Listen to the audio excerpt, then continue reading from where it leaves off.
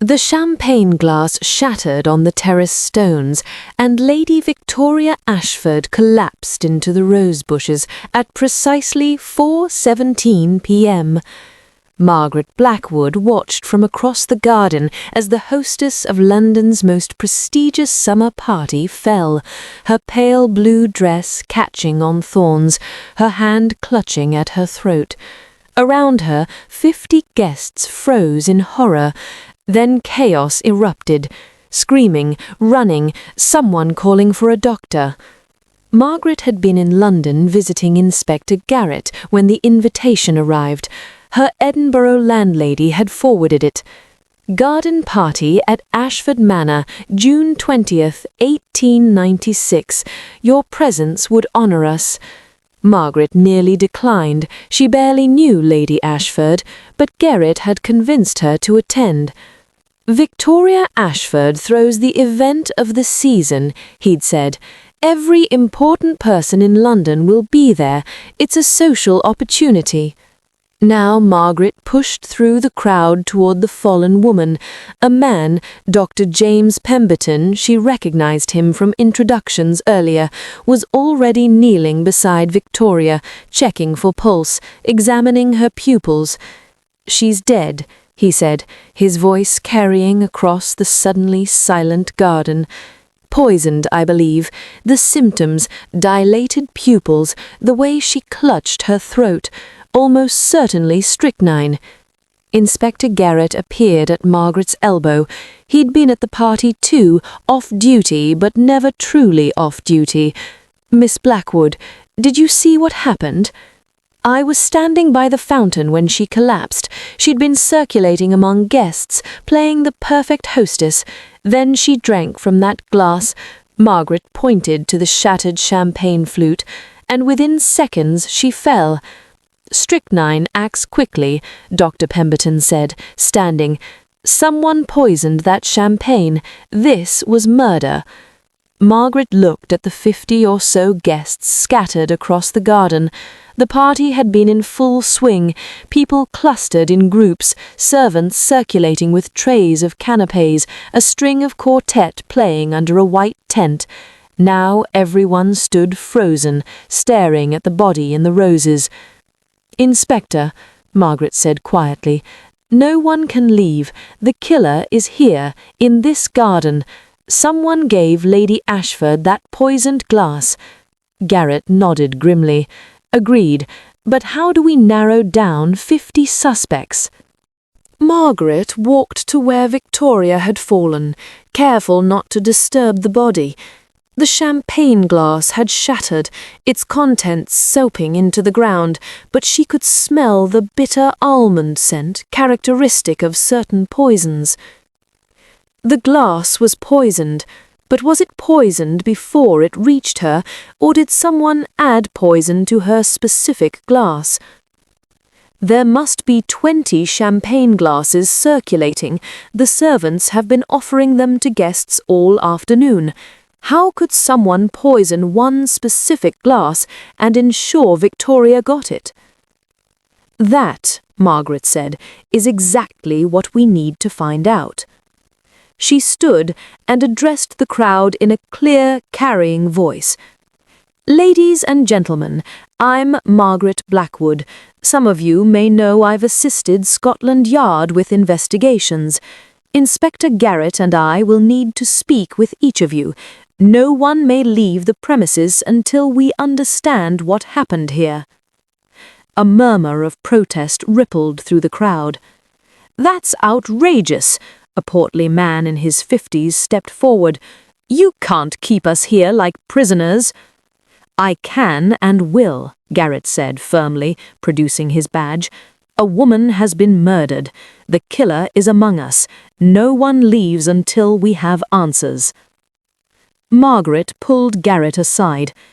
"We need to identify who had motive to kill Lady Ashford, and we need to do it quickly before people start coordinating stories.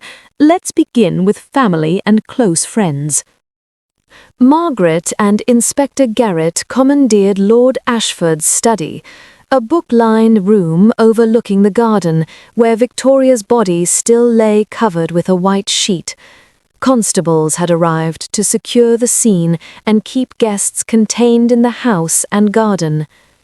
The first person they interviewed was Lord Henry Ashford himself, Victoria's husband of 30 years. Lord Henry Ashford, aged 58, devastated, or appearing to be. His hands shook as he sat down. "Who would do this?" he whispered. "Victoria had no enemies. Everyone loved her."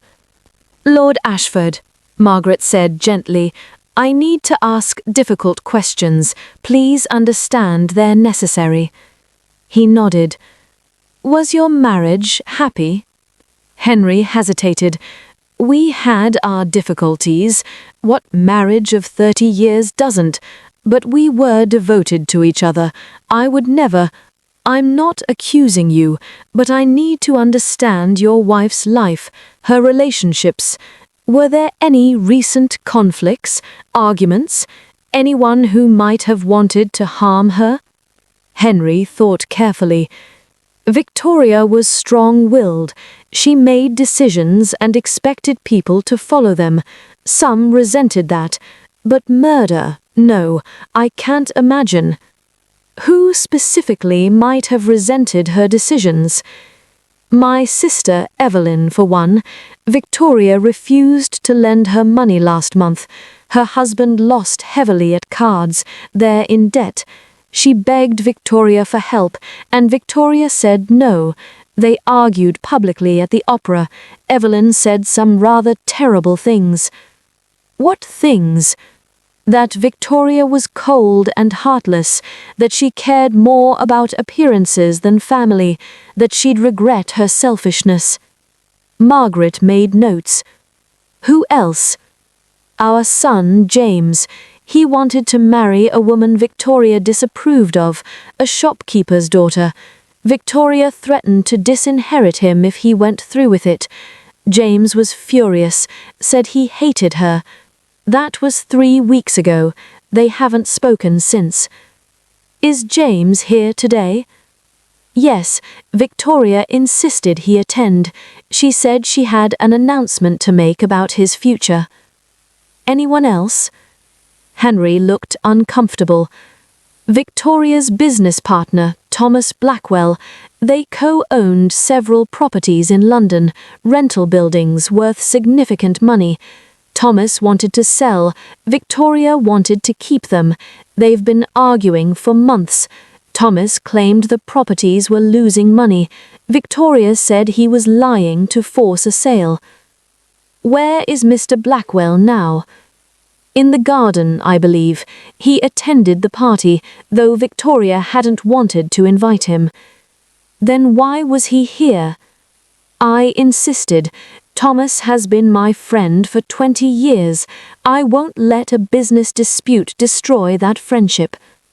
Margaret thanked him and let him go. Next came Evelyn Ashford, age 52, Henry's sister, a thin woman with hard eyes. I won't pretend I liked Victoria, she said immediately. She was controlling, judgmental, and cruel. When I needed help, when my family was facing ruin, she turned me away, said my husband should face the consequences of his actions. Easy for her to say, living in luxury. Where were you when Lady Ashford collapsed? Near the rose garden. I saw her fall. I won't lie, my first emotion was relief. Now my brother is free of her influence. Perhaps he'll help me now. Did you poison her champagne? Evelyn's eyes flashed. If I had, I wouldn't be stupid enough to be standing nearby when she drank it. Whoever did this was either very clever or very desperate. I'm neither. James Ashford, age 28, came next, Victoria's son, young and angry. My mother was a tyrant, he said bluntly. She controlled every aspect of my life, my education, my career, my relationships. When I finally found someone I wanted to marry, someone who made me happy, Mother declared her unsuitable, said if I married Emma, she'd disinherit me completely. Yet you're here today. Mother summoned me, said she had an announcement about my inheritance. I assumed she was going to carry out her threat publicly, humiliate me in front of society. I came because I wanted to hear it from her own lips, wanted to tell her, in front of everyone, that I didn't care about her money. Where were you when she collapsed? By the fountain, talking to Emma. Yes, I brought her. I wanted Mother to see I wasn't ashamed of her. Did you poison your mother? James met her gaze steadily. No, though I won't pretend I'm sorry she's dead. I'm free now. Emma and I can marry without threats hanging over us. Then Thomas Blackwell, age 55, Victoria's business partner, defensive and nervous. Victoria was impossible to work with. She refused to see reason about the properties. They're old buildings in declining neighborhoods. The costs of maintenance exceed rental income. We're losing money every month. I showed her the accounts. She didn't believe me, accused me of embezzlement. Were you embezzling? Of course not. I've been her partner for 10 years. My reputation is spotless.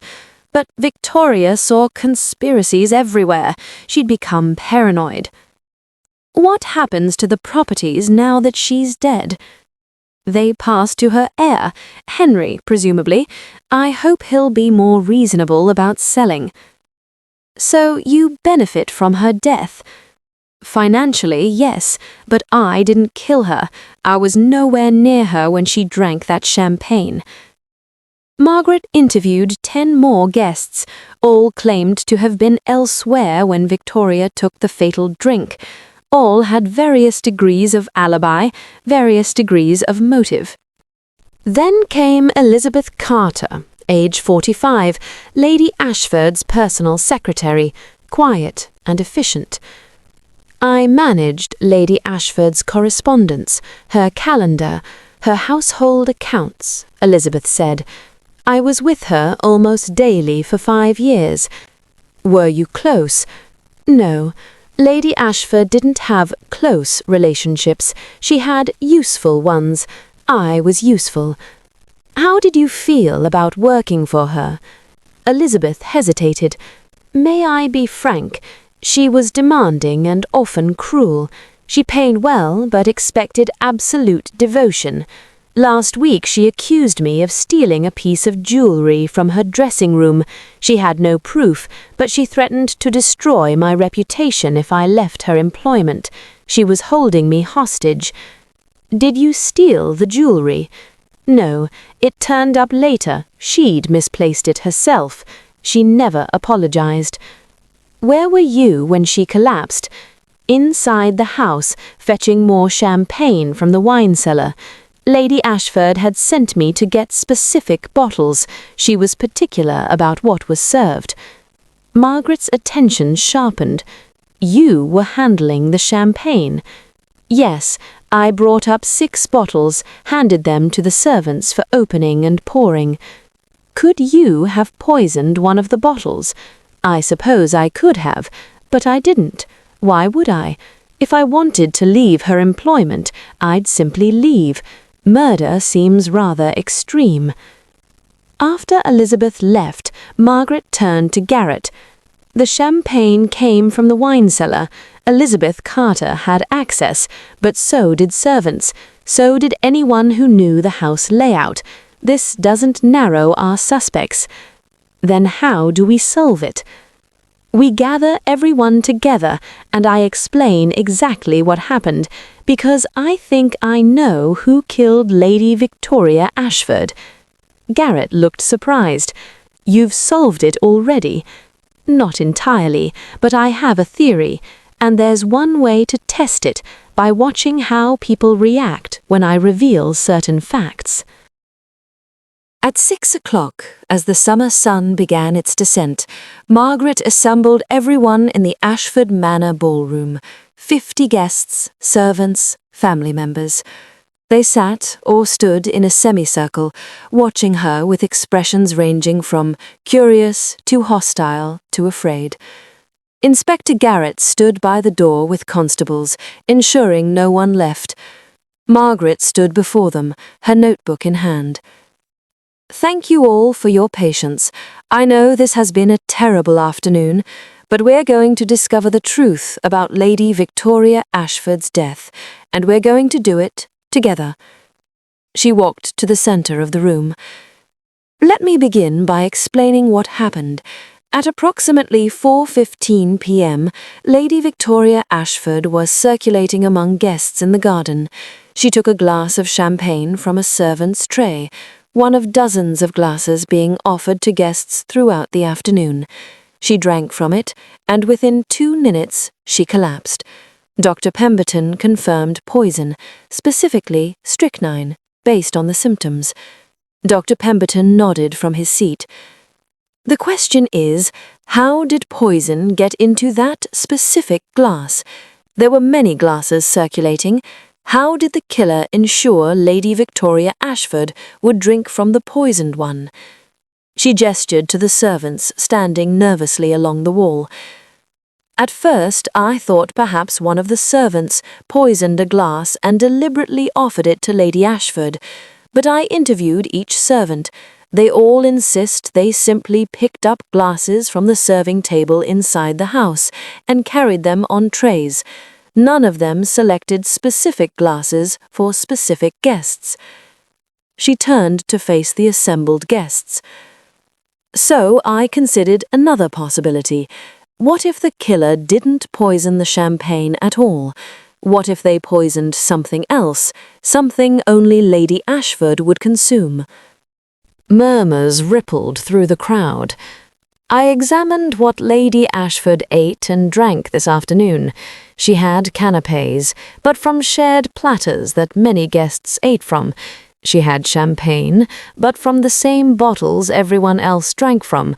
Nothing unique to her. Margaret paused. Except one thing. Dr. Pemberton, when you examined Lady Ashford's body, did you notice anything in her mouth or throat? The doctor frowned, thinking back. There was some residue, I assumed, from the champagne. Was it liquid or solid? Actually, now that you mention it, it was more crystalline, like sugar granules. Exactly. Because Lady Ashford had consumed sugar, specifically the sugar she always used in her tea. Margaret pulled a small paper packet from her pocket, evidence Garrett had secured from the scene. Lady Ashford was diabetic. She couldn't consume regular sugar. Instead, she used saccharin, an artificial sweetener. She carried these packets with her always, added them to tea, to coffee, to champagne when she wanted it slightly sweeter. She held up the packet. I found this in Lady Ashford's handbag, which was on a garden chair near where she collapsed. It's a packet of saccharin, or it should be, but when I tasted a tiny grain, it was intensely bitter. This isn't saccharin. This is saccharin mixed with strychnine powder. Gasps around the room. The killer didn't poison the champagne. They poisoned Lady Ashford's artificial sweetener, something only she would use. Then they waited. Eventually, she would add the poisoned sweetener to a drink, consume it, and die.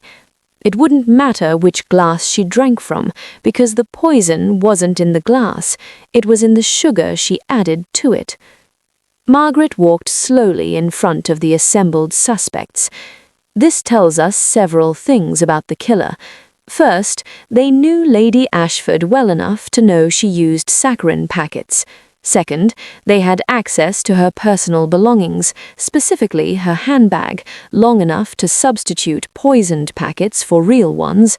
Third, they planned this carefully, in advance. This wasn't a crime of passion. This was premeditated murder.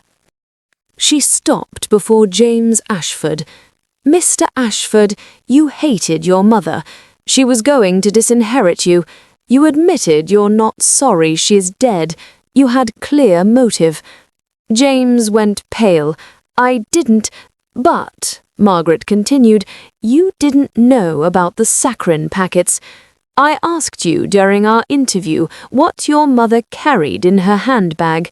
You said, 'I have no idea. I never paid attention to such things.' A son who'd planned to poison his mother would have known about her saccharine habit. You didn't, so you're eliminated." She moved to Evelyn Ashford. "Mrs. Ashford, you're desperate for money. Your husband's gambling debts are destroying you. Victoria refused to help.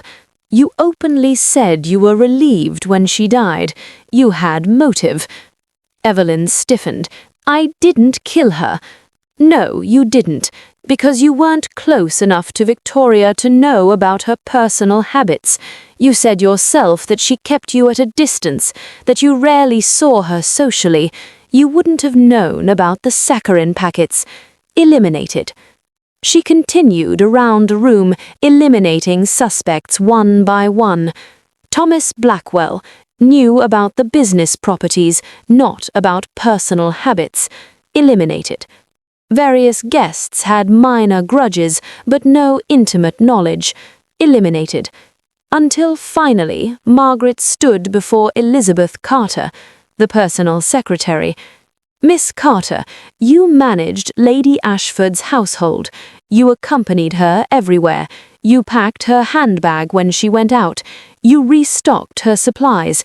You would absolutely know about the saccharine packets." Elizabeth's face remained calm. "Many people knew about them. It's hardly a secret." "True, but here's what makes you the killer. You lied about where you were when Lady Ashford collapsed." "I was in the wine cellar." "But you said you were fetching champagne." "But I checked with the butler. He said you'd already brought up 8 bottles earlier in the afternoon. There was no need to fetch more. There was plenty on hand. So where were you really?" Elizabeth said nothing. "You were in the garden," Margaret continued, "near Lady Ashford, waiting to see if your poison worked. I have a witness, a servant who saw you near the rose bushes at 4:15 p.m. watching Lady Ashford. You claimed to be inside, but you were outside, close enough to watch your victim die. That proves nothing. Perhaps not on its own, but combined with everything else, your knowledge of the saccharine, your access to Lady Ashford's belongings, your motive, it paints a damning picture." Margaret pulled out another piece of evidence, a ledger. "This Inspector Garrett obtained from Lady Ashford's desk. It's a record of household accounts, and it shows that over the past year, approximately £300 has gone missing. Small amounts, carefully hidden, but when you add them up, £300. That's embezzlement, Miss Carter." Elizabeth's face went white. "Last week, Lady Ashford accused you of stealing jewellery. You denied it, but she was suspicious. She was reviewing the household accounts, looking for discrepancies. She was about to discover your thefts. Once she did, you'd be ruined, not just dismissed, but prosecuted. You'd go to prison. So you decided to kill her. You bought strychnine. It's easy to obtain if you claim you need it for rats. You mixed it with saccharine powder. You substituted the poisoned packets for the real ones in Lady Ashford's handbag, something you could do easily since you packed her bag every day. Then you waited. You didn't know when she'd use the poisoned saccharin. It might have been at home, or at a restaurant, or here at the garden party, but eventually she would add it to a drink, consume it, and die, and her death would look like an accident, a tragic poisoning from contaminated food or drink at a public event. No one would think to test her personal saccharin packets. Margaret stepped closer. But you made one critical mistake. You stayed to watch. You couldn't resist seeing your plan succeed. You lied about being in the wine cellar because you were actually in the garden watching Lady Ashford. And that lie, combined with all the other evidence, proves your guilt. Elizabeth Carter stared at Margaret for a long moment. Then her composure cracked. "She destroyed people," Elizabeth whispered. "She destroyed me. I was engaged to a man I loved. She told him lies about me, drove him away because she wanted me available to serve her at all hours. I lost the love of my life because of her. And when I tried to leave, tried to start over, she threatened to ruin my reputation. She was a monster. So you killed her. I freed myself, freed everyone from her cruelty. She deserved to die." "Perhaps, but that's not for you to decide. You're not a judge. You're a murderer." Inspector Garrett stepped forward with handcuffs. "Elizabeth Carter, I'm arresting you for the murder of Lady Victoria Ashford." As Elizabeth was led away, the ballroom erupted in whispers. Margaret remained standing in the center of the room, exhausted but satisfied. Justice, once again, had been served. 2 weeks later, Margaret returned to Edinburgh. The trial of Elizabeth Carter had been swift. She'd confessed fully, been convicted of murder, and sentenced to hang. Margaret sat in her classroom, teaching Latin declensions, when a letter arrived from Inspector Garrett. "Dear Miss Blackwood, Elizabeth Carter was executed yesterday. Her last words were a confession of remorse, not for killing Victoria Ashford, but for not having the courage to simply walk away from her employment years ago. She said she let herself become trapped by fear and resentment, and that led to murder. The Ashford family is recovering slowly. Lord Henry has forgiven his son James, who married his Emma last week. Evelyn received a settlement from Henry, enough to pay her husband's debts and start fresh. Thomas Blackwell sold the disputed properties and retired from business. And the garden where Victoria died, Henry has transformed it. He's calling it Victoria's Memorial Garden and opening it to the public.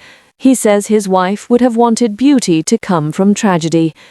Thank you once again for seeing what others missed. You identified the killer through careful observation and logical deduction. London always has need of your talents, Miss Blackwood. Do visit again soon. Yours gratefully, Inspector Edmund Garrett."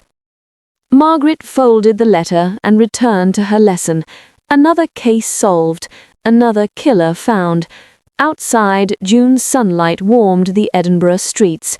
Inside, boys complained about Latin grammar and threw paper at each other when they thought she wasn't watching. Margaret smiled. There would be more mysteries, more impossible crimes, more killers who thought they'd been clever enough to escape justice.